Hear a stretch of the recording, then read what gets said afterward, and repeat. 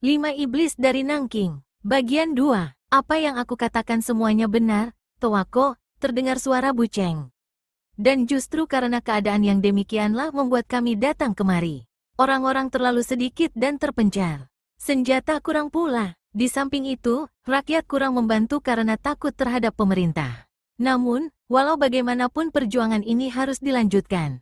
Menumbangkan Yunglo dan mengangkat kembali Kaisar Huiti. Perjuangan ini bukan saja memerlukan tenaga, tetapi juga biaya.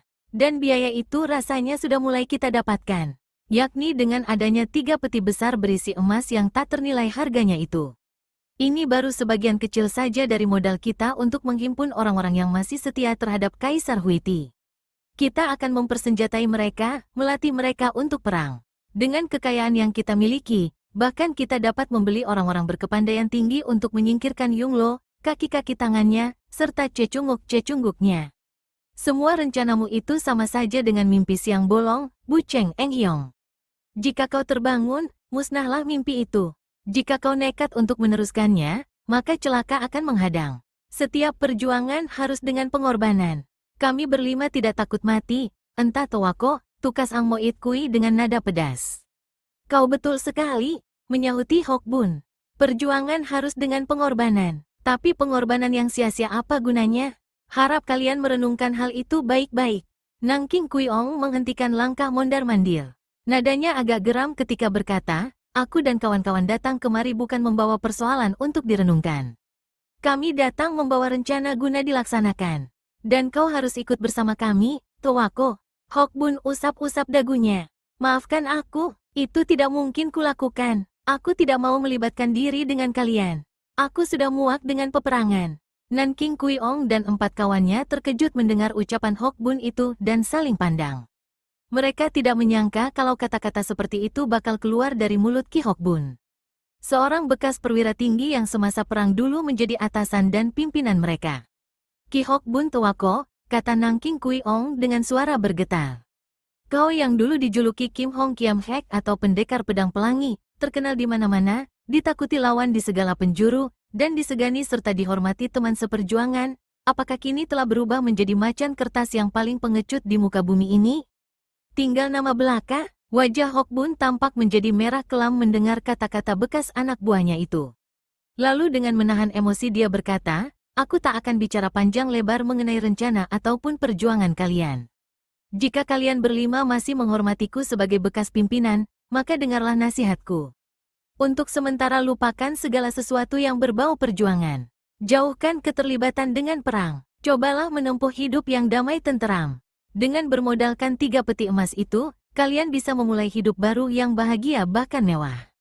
Bukankah itu lebih baik dari harus mengorbankan diri menantang bahaya api peperangan? Ang Moit Kui geleng-geleng kepala dan menoleh pada Nanking Kuiong. Pangcu, percuma saja. Ki Hokbun yang di depan kita ini agaknya sudah bukan lagi manusia gagah yang berjuluk Kim Hong Kiam Hek seperti dulu. Sekarang dia telah berubah menjadi manusia pengecut, banci, bahkan mungkin sudah jadi tikus. Tutup mulutmu, Ang Moit Kui. Jangan kurang ajar, hardik Ki Hokbun dan plaakek. Tamparannya dengan keras mendarat di pipi Ang Moit Kui. Demikian kerasnya hingga orang keempat dari Nanking Enjokui ini terjajar beberapa langkah, menyeringai kesakitan. Sebenarnya rasa sakit itu tidak begitu dirasakan oleh Ang Moit Kui. Namun, marah dan malu membuat dia jadi kalap mata gelap. Dia berteriak garang, lalu sambil menggembor seperti harimau luka, dia melompat ke depan, menyerang Ki Hokbun, bekas perwira tinggi kerajaan itu, dengan satu jotosan maut ke arah dada di bagian jantung. Jilid 4. Sebagai orang yang pernah menjadi atasan Ang Moit Kui dan 4 manusia iblis lainnya itu, Ki Hokbun tahu betul sampai di mana tingkat kepandaian mereka. Namun saat itu dia jadi terkejut menyaksikan angin pukulan Ang Moit Kui. Jelas mengandung satu kekuatan luar biasa, yang berarti manusia ini telah jauh maju tenaga dalamnya dalam waktu singkat. Dan melihat Ang Moit Kui dalam melancarkan serangan sengaja mengarah bagian yang berbahaya, nyatalah bahwa orang ini tidak main-main, bahkan ingin membunuhnya.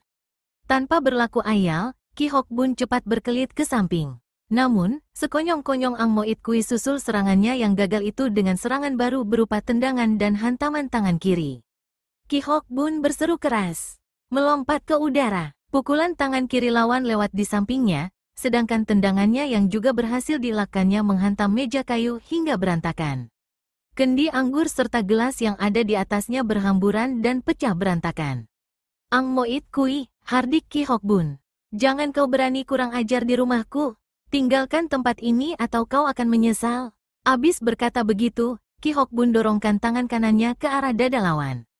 Ang Moit Kui menjadi kaget ketika merasakan bagaimana dari telapak tangan itu keluar satu dorongan kuat laksana sebuah batu besar ratusan kati, mendorongnya dengan hebat. Ang Moit Kui berusaha pertahankan diri dengan memperkuat kuda-kuda kedua kakinya. Namun, ketika Ki Hok Bun datang lebih dekat, tak ampun tubuhnya terjengkang dan jatuh terguling di halaman depan rumah. Dengan pelipis bergerak-gerak menahan amarah, Ki Hok Bun berpaling pada Nanking Kui Ong. "Bu Cheng Eng Hyong," katanya. "Kau bawalah kawan-kawanmu dari sini sebelum aku jadi kalap dan menurunkan tangan salah." Nanking Kui Ong tidak senang melihat kejadian ini. Sepasang matanya membeliak garang. "Terhadap kerajaan dan Kaisar Yung Lo laknat itu, kau menunjukkan kepengecutan.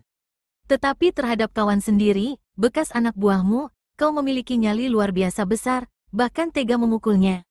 Aku telah menerima kalian dengan baik. Tapi kalau kalian berlaku memaksa dan kurang ajar, jangan salahkan kalau aku memberi sedikit peringatan." "Sedikit peringatan? Memukul Ang Moit Kui sampai begitu rupa kau sebut sebagai sedikit peringatan?" ujar Nanking Kui Ong berang, sementara Ang Moit Kui bangkit dari tanah. "Sudahlah Bu Cheng, jangan banyak mulut. Lekas pergi dari sini. Bawa anak buahmu. Aku tak ingin melihat tampang-tampang kalian lagi." Iblis kepala besi Tiat Tau Kui yang sejak tadi sudah tidak sabaran maju ke hadapan Ki Hok Bun dan membuka mulut. "Ki Hok Bun, lagakmu keren amat. Apa ilmumu sudah setinggi langit sedalam lautan hingga berani berkata dan bertindak seenaknya terhadap kami? Dulu kami memang anak-anak buahmu, tapi sekarang keadaan berbeda. Kau tidak lebih tinggi dari kami. Tadi kami sengaja untuk tetap menghormatimu, tapi nyatanya kau keras kepala." "Diam," sentak Ki Hok Bun. "Sekali aku bilang pergi dari sini ya pergi.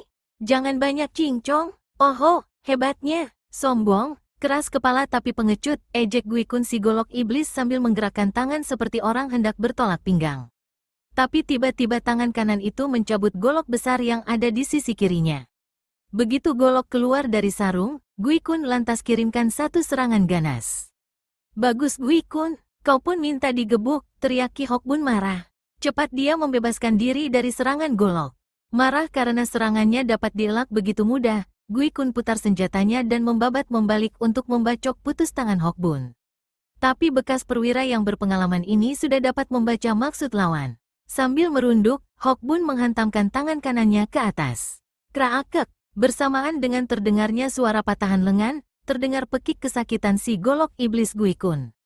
Dia melompat menjauhi lawan dan masih lindungi diri sambil pergunakan tangan kiri untuk lemparkan golok terbang. Namun, Hok Bun sudah lebih dulu melompat ke samping hingga 3 golok terbang hanya mengenai tempat kosong lalu menancap di dinding rumah. Nanking Kui Ong melengak marah. 2 anak buahnya telah dihajar. Tapi untuk maju sendiri melakukan pembalasan dia merasa bimbang. Bagaimanapun, tingkat kepandaian Hok Bun tidak bisa dibuat main. Kalau tidak maju berbarengan, sulit untuk menghadapi orang ini. Memikir sampai ke situ, lalu dia pun berteriak. "Keroyok bangsat ini!" Maka Tui Hun Hui Mo, iblis pengejar maut, dan Ang Moit Kui, serta Tiat Tau Kui, dan juga Gui Kun yang kini hanya mengandalkan tangan kiri memegang golok, serentak menyerbu ke depan. Sedangkan Nanking Kui Ong sendiri membantu dari belakang dengan kiriman pukulan-pukulan tangan kosong jarak jauh yang sangat berbahaya. Ki Hok Bun kertakan rahang. "Main keroyok, nyatanya kalianlah yang pengecut. Majulah lebih dekat biar kucincang kalian lebih cepat," teriak Hok Bun. "Maut sudah di depan mata. Kau masih saja bicara sombong dan ngaco. Kawan-kawan, mari kita jagal manusia ini cepat-cepat," balas berteriak Nanking Kui Ong. Ki Hok Bun selain memiliki kepandaian silat yang tinggi, jelas bukan seorang berjiwa kecil dan pengecut. Pengalamannya amat luas dalam perkelahian ataupun medan peperangan. Karenanya tidak salah dia mendapat julukan pendekar pedang pelangi Kim Hong Kiam Hek, ditakuti lawan, disegani kawan. Dibanding dengan kelima pengeroyoknya secara satu-satu, 5 orang itu bukan apa-apa baginya. Namun jika Nanking Enjio Kui bergabung jadi satu, dia harus bertindak hati-hati. Dia tahu betul orang-orang itu bukan saja rata-rata memiliki ilmu silat lihai, tetapi juga licik, penuh tipu muslihat. Kalaupun dia harus mati menghadapi mereka, dia tidak takut. Namun yang dicemaskannya ialah kalau terjadi sesuatu dengan anak istrinya. Rambut merah Ang Moit Kui berkelebat ganas kian kemari. Terkadang rambut ini laksana seutas cambuk. Namun terkadang dapat berubah seperti sebilah golok atau pedang yang datang membabat atau menusuk atau menotok. 10 jari tangan Tui Hun Huimo yang berkuku-kuku panjang hitam laksana cakar burung Garuda, berkelebat ganas kian kemari. Sekali bagian tubuh sempat kena digaruk, pastilah akan berbusaian dagingnya. Ditambah dengan golok di tangan kiri Gui Kun Kuitu yang tak kalah berbahayanya, serta kepala besi maut dari Tiat Tau Kui, lalu serangan tangan kosong jarak jauh dari Nanking Kui Ong yang datang bertubi-tubi, maka kedudukan Ki Hok Bun benar-benar berbahaya. Apalagi saat itu dia hanya bertangan kosong, hanya mengandalkan ginkang dan iwekang belaka. 15 jurus berlalu. Dalam keadaan cukup kepepet, Ki Hok Bun masih berhasil menunjukkan kehebatannya, yaitu memukul dada Gui Kun Kuitu hingga iblis satu ini muntah darah dan terpaksa keluar dari kalangan pertempuran. Namun sebaliknya, Hok Bun juga mengalami cedera yang berbahaya. Bahunya sebelah kiri telah terkena sambaran kuku tangan Tui Hun Huimo. Pelipisnya terluka dan mengucurkan darah akibat hantaman rambut Ang Moit Kui, sedang serudukan kepala Tiat Tau Kui sempat satu kali melabrak sisinya hingga 2 tulangnya menjadi patah. Ki Hok Bun sadar kalau dirinya dalam bencana besar. Namun untuk menyerah, tentu saja tak ada dalam kamus hidupnya. Dia keluarkan seluruh kepandaiannya, namun sia-sia belaka. 3 lawan mengurung dengan rapat hingga sulit baginya untuk mencapai Nanking Kui Ong yang secara licik selalu melancarkan pukulan-pukulan jarak jauh dengan berlindung di belakang anak buahnya. Setelah 20 jurus lebih bertahan mati-matian, Ki Hok Bun mulai terdesak. Pukulan demi pukulan, tendangan demi tendangan, sodokan kepala besi, cakaran kuku, dan hantaman rambut maut bertubi-tubi melabraknya. Saat-saat terakhir sebelum roboh, Hok Bun berhasil menjambak rambut Ang Moit Kui dan siap untuk memuntir patah leher lawan yang satu ini. Namun, sebelum hal itu dapat dilakukannya, satu pukulan Nanking Kui Ong melanda dari samping. Dia merasakan bahunya seperti remuk.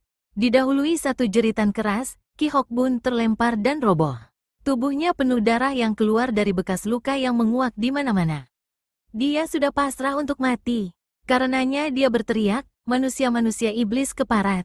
Aku tidak takut mati, bahkan kalau kalian tidak membunuhku saat ini juga, kalian akan menyesal seumur hidup karena pembalasanku lebih mengerikan dari apa yang kalian lakukan hari ini terhadapku."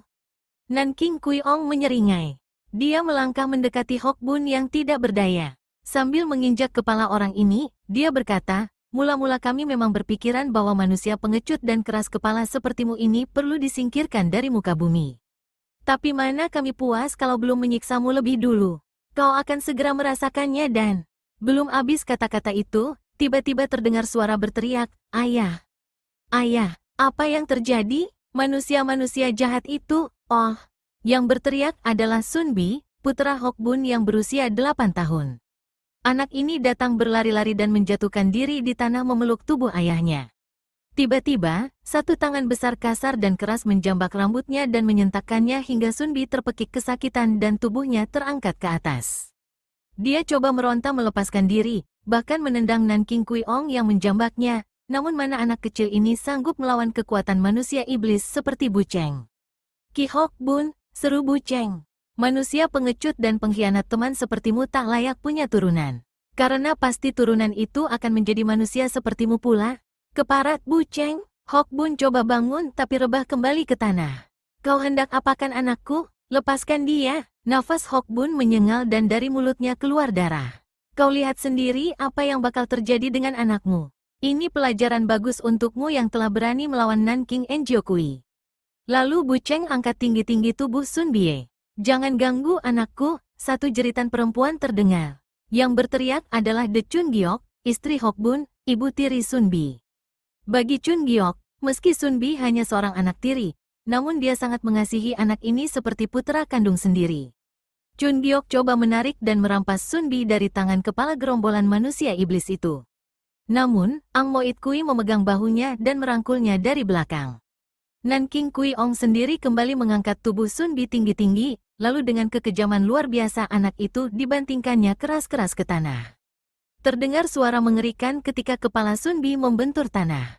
Tanpa suara anak yang malang ini menghembuskan nafas penghabisan diiringi pekik Chun Giok dan seruan tanpa daya Hok Bun. Nanking Kui Ong alias Bucheng tertawa mengekeh, memandang pada Hok Bun yang hanya bisa mengutuk dan mengutuk. Tiba-tiba dia hentikan tawanya dan berpaling pada Ang Moit Kui yang saat itu masih merangkuli tubuh Chun Giok. Ang Moit Kui bukan hanya merangkul agar perempuan itu tidak lepas, namun kini rangkulannya menjadi kurang ajar. Bahkan salah satu tangannya bergerak meraba bagian tubuh sebelah atas Chun Giok. Sepasang mata Bucheng kelihatan membesar. Sambil menyeringai dia mendekati kedua orang itu. Ang Moit Kui, enak benar kau mendekap tubuh bagus itu. Serahkan dia padaku. Ang Moit Kui tertawa hahaha dan mendorong tubuh Chun Giok ke hadapan Nanking Kui Ong. Jilid 5. Sejak pertama kali melihat istri Hok Bun yang muda dan cantik jelita itu, nafsu kotor telah merasuk Bucheng. Namun, karena saat itu Hok Bun masih dipandangnya sebagai atasan dan diperlukan tenaganya, maka dia berusaha bersikap hormat. Namun kini, setelah terjadi perkelahian, maka rasa hormat itu dengan sendirinya lenyap. Nafsu kotor kembali bersarang dalam dirinya. Tubuh Chun Giok yang terdorong ke hadapannya segera ditangkapnya. Ciuman beringas didaratkannya bertubi-tubi ke wajah perempuan itu. Chun Giok meronta dan menjerit coba melepaskan diri. Namun sambil tertawa-tawa disaksikan oleh kawan-kawan, Bucheng merobek pakaian Chun Giok hingga perempuan ini akhirnya berada dalam keadaan hampir telanjang. Chun Giok merasakan tubuhnya didukung. Bucheng, manusia iblis. Kau hendak apakan istriku? Lepaskan dia. Chun Giok, larilah. Selamatkan dirimu. Hok Bun berteriak. Dia sudah dapat membayangkan apa yang bakal menimpa istrinya. Namun tidak mungkin bagi Chun Giok untuk melepaskan diri. Hok Bun, kau dapat melihat sendiri apa yang bakal kulakukan. Masakan hanya kau saja yang dapat menikmati perempuan secantik ini. Hahaha, Bucheng gulingkan tubuh Chun Giok di atas lantai rumah. Pegangi dia, perintahnya pada anak buahnya. Ang Moit Kui dan Tiat Tau Kui membungkuk memegangi tangan Chun Giok. Bucheng kemudian tanpa malu-malu lepaskan pakaian dalamnya dan sing-singkan jubahnya lalu jatuhkan diri di atas tubuh Chun Giok yang tak mampu membebaskan diri dan menolak penghinaan keji itu. Hok Bun pejamkan mata, tak sanggup dia menyaksikan hal itu, darahnya menggelegak. Namun tak satu pun yang bisa dilakukannya. Bucheng, jangan terlalu temahak. Berikan giliran padaku. Tui Hun Huimo berteriak dan tegak di belakang Bucheng sambil menyingkapkan jubahnya. Bucheng menyeringai. Dia berdiri sambil seka keringat dan rapikan pakaiannya. Jangan takut, sobat. Kau segera dapat giliran. Tapi jangan lupa pada kawan-kawan. Begitulah. Satu persatu kelima manusia iblis itu melakukan perbuatan terkutuk atas diri De Chun Giok hingga akhirnya perempuan ini pingsan tak sadarkan diri. Apa yang kita lakukan sekarang? Tanya Tiat Tau Kui sambil usap kepala botaknya yang basah oleh keringat. Bunuh saja perempuan itu, juga lakinya, jawab golok iblis Gui Kun. Ya, memang Hok Bun harus dibunuh. Kalau tidak, bisa bikin urusan berabe di kemudian hari, menyetujui Ang Moit Kui. Betul. Sahut Nanking Kui Ong manggut-manggut. Tapi setahuku dia memiliki sebilah pedang mustika. Kim Hong Kiam, aku harus dapatkan dulu senjata itu. Bucheng alias Nanking Kui Ong lantas melangkah mendekati Hok Bun. Dia membungkuk dan menjambak rambut bekas perwira tinggi itu. Hok Bun, mungkin aku bisa membatalkan niat untuk menghabisi nyawamu saat ini. Asal saja kau mau memberitahu di mana kau simpan Kim Hong Kiam. Sepasang mata Ki Hok Bun terbuka sedikit. Kau inginkan pedang itu? Desisnya. Betul. Dan nyawamu ku ampuni. Bahkan mungkin akan kuberi beberapa batang emas untukmu. Kau ambillah pedang itu di neraka kelak, kata Ki Hok Bun lalu diludahinya muka Bucheng. Air ludah bercampur darah berlepotan di muka Bucheng. Bangsat haram jadah, teriak Bucheng marah. Kepala Hok Bun dibantingkannya ke tanah hingga lelaki ini pingsan. Seret dia ke dalam rumah dan bakar hidup-hidup bersama istri dan bangkai anaknya. Hok Bun digotong ke langkan rumah, terpisah beberapa meter dari istri dan anaknya. Ang Moit Kui kemudian mencari minyak pembakar di dapur lalu menyulut api. Dalam keadaan api berkobar semakin besar, kelima manusia iblis itu tinggalkan tempat tersebut. Ki Hok Bun siuman dari pingsannya sewaktu sebagian rumahnya telah dimakan api. Bagian yang dimakan api itu roboh. Tiang-tiang serta palung-palung kayu berapi jatuh di atas tubuh anak dan istrinya, langsung menembus perempuan yang pingsan ini tanpa dapat diselamatkan. Api kemudian mulai menjilati kaki Hok Bun. Lelaki ini sebenarnya sudah pasrah untuk dilamun api dan menyusul anak istrinya. Baginya tak guna lagi hidup tanpa kedua orang yang dicintainya itu. Namun bila dia ingat kekejaman perbuatan Nanking Enjiokui, terutama Bu Cheng yang menjadi pimpinan, maka dendam kesumat yang amat besar membuat hati kecilnya berontak. Tidak, dia tidak boleh mati saat itu. Dia harus hidup, kemudian mencari Nanking Enjiokui dan membunuh mereka satu persatu guna membalaskan dendam kesumat. Hutang nyawa dan darah harus mereka bayar dengan darah dan nyawa pula. Memikir sampai ke situ, Ki Hokbun kumpulkan sisa-sisa tenaga yang ada. Dia coba beringsut menjauhi jilatan api. Namun keadaannya saat itu sudah sangat lemah. Sama sekali tiada daya, tulang belulangnya serasa hancur luluh. Darahnya terlalu banyak keluar, pemandangan matanya makin lama makin guram. Lelaki ini sama sekali tidak mampu untuk menyelamatkan dirinya. Saat itu, satu-satunya yang dianggapnya bisa menolong adalah Tuhan. Karenanya dalam hati Hokbun membatin, "Tian, berikan kekuatan pada hambamu ini. Biarkan aku hidup terus agar dapat membalas kejahatan dan kebiadaban 5 manusia iblis itu. Jangan biarkan aku mati mengenaskan begini rupa." Sementara itu, kobaran api semakin mengganas. Palang kayu yang membelintang di bagian atap rumah dan tepat di atas kepala Ki Hokbun berderak patah sewaktu api membakar loteng. Bersamaan dengan bagian loteng, palang kayu itu runtuh tepat mengarah tubuh Ki Hokbun yang menggeletak tiada daya di lantai. Hokbun sendiri tidak menyadari hal ini karena sesaat sesudah dia berdoa menyebut nama Tuhan, dia langsung jatuh pingsan. Agaknya akan segera tamatlah riwayat bekas perwira ini dan dendam kesumatnya tak akan pernah dapat dibalasnya. Namun, sebelum ajal berpantang mati, maut anak manusia berada dalam tangan yang maha kuasa. Di saat yang sangat kritis itu, tiba-tiba terdengar satu siulan aneh dan nyaring, menyusul berkelebatnya sesosok bayangan putih yang disertai sambaran angin yang luar biasa derasnya. Balok kayu dan loteng yang tadinya akan menimpa dan menimbun tubuh Ki Hokbun laksana dihantam badai mental jauh. Bahkan sebagian dari rumah yang sudah dilamun api itu ikut ambruk akibat hantaman angin yang entah dari mana datangnya. Di lain kejap, bayangan putih tadi berkelebat cepat menyambar Ki Hokbun dan membawanya lari dari tempat itu. Siapa gerangan yang menyelamatkan Ki Hokbun? Manusia atau malaikatkah dia karena demikian cepat gerakannya hingga cuma bayangannya saja yang kelihatan? Di puncak bukit dia memperlambat larinya. Nyatanya dia adalah manusia biasa juga. Masih muda, berambut gondrong menyala bahu. Kepalanya diikat dengan sehelai kain putih. Dari mulutnya terus-menerus membersit siulan lagu tak menentu. Larinya seperti gerabak gerubuk, tetapi laksana kilat. Mukanya seperti wajah seorang tolol, cengar-cengir tak tentu juntrungan. Setiup angin berhembus melawan arah larinya. Rambut gondrong pemuda ini melambai-lambai ditiup angin. Pakaian di bagian dada yang tak terkancing tersibak lebar. Pada dada yang penuh otot itu kelihatan tertera 3 buah angka aneh yakni 212. Pada waktu itu, dalam dunia Kangou Tiongkok, tersebar berita tentang munculnya seorang pemuda asing bertampang tolol, tetapi memiliki kepandaian tinggi luar biasa. Demikian tingginya hingga sulit untuk mengetahui apakah para datuk atau tokoh silat yang terkenal masa itu dapat disejajarkan dengan tingkat kepandaiannya. Banyak tokoh-tokoh silat golongan hitam yang telah rubuh, bahkan terbunuh di tangan pendekar asing itu. Akibatnya dia menjadi momok nomor 1 bagi kaum sesat. Sebaliknya, para jago silat golongan putih merasa gembira dan banyak yang ingin berkenalan dengan pemuda itu. Namun sulit sekali untuk menemukannya. Dia muncul secara mendadak, membasmi manusia-manusia jahat secara tak terduga lalu melenyapkan diri hampir tanpa bekas untuk kemudian muncul lagi di tempat lain dan membuat kegemparan. Pendekar yang menjadi buah tutur di Tionggoan bukan lain adalah pendekar kapak maut naga geni 212, Wiro Sableng, murid Eyang Sinto Gendeng yang tengah melakukan pengembaraan di daratan Tiongkok. Dan dialah yang saat itu menyelamatkan Ki Hokbun alias pendekar pedang pelangi dari kematian. Sebenarnya bukan satu kebetulan Wiro Sableng berada di tempat itu dan berhasil menyelamatkan Hokbun. Sudah sejak 1 bulan lalu, dia mendengar nama Nanking Enjiokui yang menggetarkan dan ditakuti. Mereka melakukan pembunuhan dan perampokan di mana-mana, menculik anak gadis atau istri orang.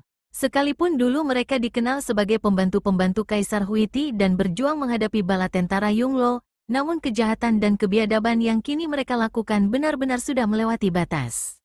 2 hari lalu, Wiro berada di Hankou dan mendengar berita tentang dirampoknya 3 peti emas milik Kaisar Yunglo. 2 perwira dan selusin prajurit pengawal menemui kematian. Dari tanda-tanda yang ditemukan di tempat kejadian, sudah dapat ditebak bahwa pelaku perampokan dan pembunuhan yang sangat berani itu adalah Nanking Enjiokui. Sebelum Kaisar Yunglo mengirimkan orang-orangnya untuk melakukan pengejaran, Wiro Sableng sudah mendahului menuju utara. Dia berhasil mengetahui kejurusan mana kelima manusia iblis itu membawa lari barang rampokannya. Namun di sebuah daerah luas yang berbukit-bukit, Wiro kehilangan jejak mereka. Sebagai pendekar yang ingin menumpas kejahatan dan membela mereka yang lemah dan tertindas, Wiro tidak akan mencampuri urusan peperangan ataupun mempersoalkan 3 peti emas yang dirampok Nanking Enjiokui. Dia mencari kelima manusia iblis itu karena telah mendengar kejahatan dan kemesuman yang mereka lakukan sejak 1 bulan terakhir ini. Sudah barang tentu perbuatan seperti itu tidak dapat dibiarkan berlarut-larut. Wiro juga mengetahui bahwa telah banyak tokoh-tokoh silat golongan putih di Tionggoan yang turun tangan terhadap kelima iblis itu. Namun sebegitu jauh belum ada hasilnya. Bukan saja karena mereka memang memiliki kepandaian tinggi dan selalu berkelompok dalam setiap saat, tetapi mereka juga licik dan dapat melenyapkan diri dengan cepat setiap habis melakukan kejahatan. Sadar kalau untuk kesekian kalinya dia kehilangan jejak orang-orang yang dikejarnya, Wiro mengomel dalam hati dan garuk-garuk kepala. Tapi dia tidak berputus asa. Di bukit di mana dia berada, banyak tumbuh pohon-pohon tinggi. Dia memilih yang paling tinggi lalu memanjatnya. Dari atas pohon ini dia dapat memandang ke segala penjuru sejauh mungkin. Dia mengeluarkan suara bersiul sewaktu di arah selatan dilihatnya kepulan asap hitam bergulung-gulung membumbung ke udara. Kebakaran biasa atau? Wiro bertanya pada dirinya sendiri. Setelah berpikir sejenak sambil meneliti keadaan di bagian lain, akhirnya Wiro memutuskan untuk mendatangi sumber kebakaran itu. Bukan mustahil kebakaran itu ditimbulkan oleh iblis-iblis yang tengah dikuntitnya. Dia cepat-cepat turun dari atas pohon dan dengan pergunakan ilmu larinya, dia lari ke arah selatan. Namun kedatangannya terlambat. Yang ditemuinya hanya bekas kebiadaban yang dilakukan oleh Nanking Enjiokui. Kelima manusia jahat itu tak ditemuinya, pasti sudah menghilang jauh. Masih untung dia sempat menyelamatkan seorang lelaki yang dia tidak kenal dan tubuhnya penuh dengan luka-luka. Jilid 6. Pendekar 212 Wiro Sableng membawa Ki Hokbun ke sebuah telaga kecil berair jernih. Bekas perwira kerajaan itu masih berada dalam keadaan pingsan. Wiro mengagumi kekuatannya. Manusia biasa dengan menderita luka-luka seperti itu pasti sudah tidak tertolong nyawanya. Wiro membersihkan sedapatnya luka yang terdapat di tubuh Ki Hokbun, lalu pada luka itu ditaburinya sedikit obat bubuk. Setelah menunggu beberapa saat, dia telungkupkan tubuh Ki Hokbun dan tempelkan telapak tangannya di punggung telanjang orang itu dan salurkan hawa dingin sakti ke tubuh Ki Hokbun. Setengah jam kemudian dia ganti mengalirkan hawa panas lewat dada. Tak berapa lama, menjelang matahari akan tenggelam, Ki Hokbun sadar. Mula-mula dia merasakan denyutan sakit pada kepala dan dadanya. Ternyata rasa sakit tidak hanya di tempat itu saja, namun boleh dikata di setiap bagian tubuhnya. Perlahan-lahan dia membuka kedua matanya. Yang dilihatnya adalah langit luas berwarna merah kekuningan akibat tersapu sinar sang surya yang hendak tenggelam. Sesaat matanya tak berkesip, jalan pikirannya masih belum jernih. Di mana aku ini? Pikirnya. Dia coba menggerakkan kepala sedikit dan memandang berkeliling. Tiba-tiba dia ingat pada anak dan istrinya. Langsung berteriak memanggil, Chun Giok, Sunbi, kalian di mana? Seperti ada satu kekuatan yang memasuki tubuhnya, dia melompat duduk. Namun kemudian roboh kembali dengan pemandangan berkunang-kunang. Bila kedua matanya mulai jernih kembali, maka pemandangannya membentur sosok tubuh Wiro Sableng yang duduk di dekatnya. Kau siapa? Mana istriku? Mana Sunbi? Apa yang terjadi? Towako, sebaiknya kau jangan banyak bicara dan bertanya. Atur jalan darah dan pernapasan. Kau terluka berat. Coba kendalikan tenaga dalammu. Kau orang asing. Logat bicaramu aneh. Wiro garuk-garuk kepala dan tersenyum. Dari balik pakaiannya, dia keluarkan 2 buah pil. Satu berwarna merah dan satunya lagi hitam. Telan obat ini. Wiro hendak masukkan 2 butir pil itu ke dalam mulut Hokbun, tetapi orang ini menjauhkan mulutnya. Pandangan mata dan wajahnya menunjukkan keraguan kalau tidak mau dikatakan curiga. Tentu saja Hokbun berperasaan demikian karena dia belum pernah kenal atau melihat Wiro sebelumnya. Tak usah takut, percayalah, obat ini akan menolongmu, kata Wiro. Akhirnya Hokbun membuka mulut dan menelan juga obat itu walaupun dengan agak susah payah. Wiro kemudian urut pelipis lelaki itu. Perlahan-lahan Hokbun pulas dan tertidur sampai keesokan harinya. Ketika dia bangun, yang dirasakannya bukan lagi sakit tetapi lapar dan haus. Wiro mendudukkannya bersandar pada sebatang pohon di tepi telaga. Lalu menyodorkan 2 buah apel, makanan yang dimilikinya. Buah ini cepat sekali dihabisi Hokbun.